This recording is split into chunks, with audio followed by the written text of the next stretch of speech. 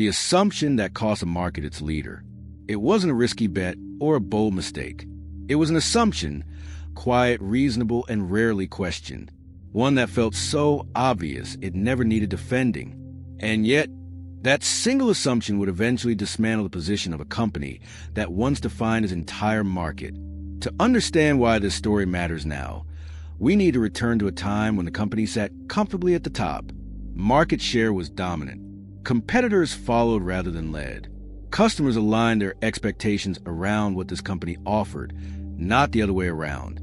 Leadership believed they understood their advantage completely, and in many ways, they did. Our story begins with that belief. The assumption was simple. Customers value stability above all else. Consistency, predictability. Familiar systems that didn't change too fast. It had been true once. For years, it guided product decisions, pricing models, and long-term strategy. While others experimented, this company refined. While competitors chased trends, it doubled down on reliability, and the market rewarded them. But assumptions age quietly. A strategist noticed early signs that the foundation was shifting. Customer conversations included phrases that hadn't appeared before: flexibility, customization, speed. Requests arrived that didn't fit neatly into existing offerings. Instead of resisting change outright, customers asked if change was even possible. Leadership interpreted this as curiosity, not demand. Stability, they believed, still won. The assumption went unchallenged because it explained success. When competitors stumbled, it reinforced confidence. When customers stayed, it confirmed loyalty. And in organizations shaped by past victories, assumptions that validate dominance are the hardest to question. What no one realized yet was that the market wasn't rejecting stability. It was redefining what stability meant. And by the time that redefinition became visible, the leader would already be standing on unstable ground. The assumption quietly shaped every strategic decision that followed. Product updates prioritized backward compatibility over innovation. Roadmaps stretched conservatively into the future, avoiding sharp pivots that might unsettle existing customers. Sales emphasized reliability as the core value proposition. Stability wasn't just a feature, it was a company's identity. At first, the approach worked exactly as intended. Customers renewed contracts with confidence. Enterprises trusted long-term deployments. Switching costs remained high. Competitors struggled to lure users away from systems that felt safe and familiar. The company's leadership interpreted this as proof that their understanding of the market was not only correct, but unassailable. Yet, beneath that surface calm, customer behavior was changing. New buyers, those entering the market for the first time, arrived with different expectations. They asked how quickly the product could adapt to their workflows. They wanted integrations, modularity, and responsiveness. These requests were acknowledged politely, then deferred. The assumption held firm. Long-term customers value consistency more than flexibility. And since new buyers were fewer in number, their preferences were treated as exceptions. Internally, teams raised quiet concerns. Product managers noticed declining enthusiasm among early adopters. Support teams observed an increase in customization requests that couldn't be fulfilled. Analysts flagged that competitors were winning deals by offering adaptability, not lower prices. But each signal was interpreted through the same lens. Stability remained the winning card. The company wasn't blind. It was confident. Confidence filtered how information was received. Data that reinforced the assumption traveled upward quickly. Data that challenged it stalled. The organization became excellent at defending its position, while slowly losing the ability to sense change. Meanwhile, competitors began reframing the conversation. They didn't attack the market leader directly. They didn't criticize stability. Instead, they redefined it. They argued that in a rapidly changing world, true stability meant the ability to adapt without breaking. They promised systems that evolved alongside customers instead of locking them in place. Early adopters listened. The assumption still held power inside the market leader's walls. After all, churn remained low. Revenue held steady. The numbers looked reassuring. But numbers often reflect the past more clearly than the future. And by the time the future began to surface, it did so in subtle ways. Sales cycles lengthened, pilot projects increased, customers hesitated before committing to long-term contracts. Questions that once felt hypothetical now carried weight.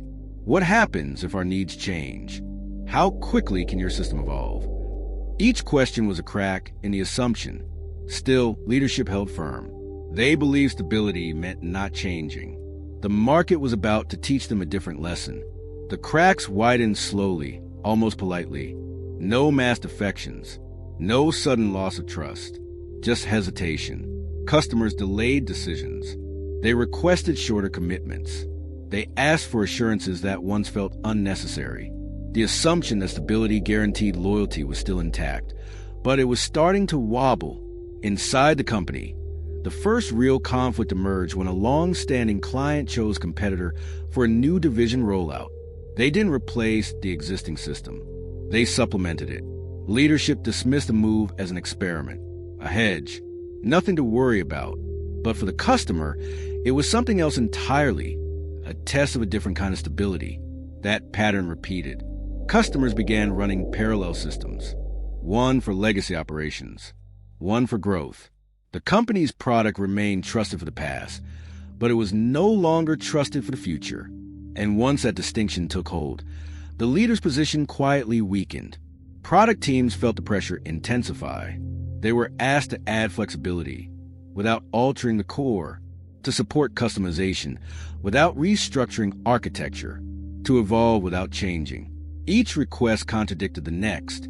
The assumption that stability meant rigidity boxed the organization into impossible trade-offs. Progress slowed. Frustration grew. Competitors seized a moment. They framed adaptability not as risk, but as insurance. They showed how systems could change without breaking.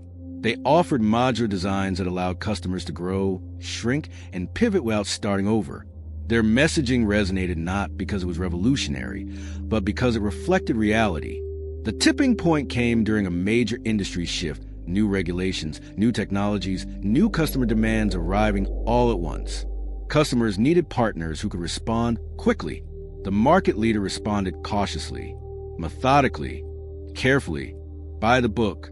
The competitors responded differently.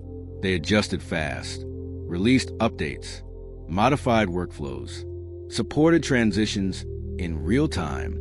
They didn't promise perfection. They promised responsiveness. And in moment of uncertainty, responsiveness feels like safety. Customers noticed.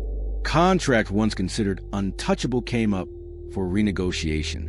This time, stability alone wasn't enough. Customers wanted proof the system could change with them. The assumption that had once protected the leader now left it exposed. Leadership finally recognized the shift, but recognition came late. They had mistaken historical loyalty for future intent. The market hadn't rejected stability. It had evolved past a static version of it. And the leader's greatest strength had quietly become its greatest vulnerability. The realization settled in slowly, not as panic, but as clarity.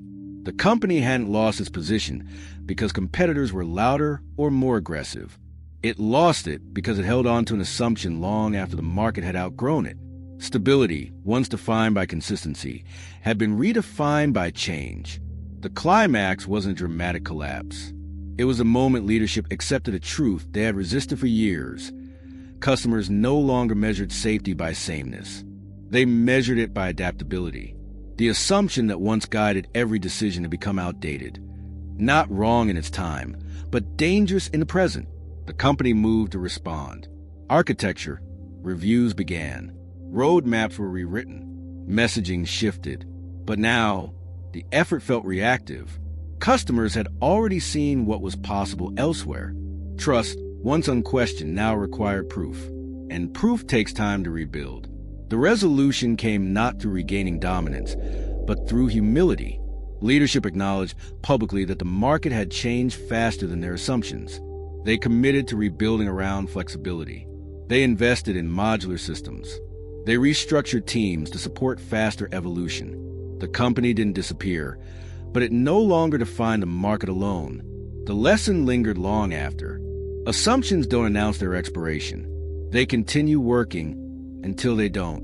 And when an assumption is built on past success, it feels especially dangerous to challenge. But markets don't reward consistency alone. They reward relevance. The story echoes across industries today.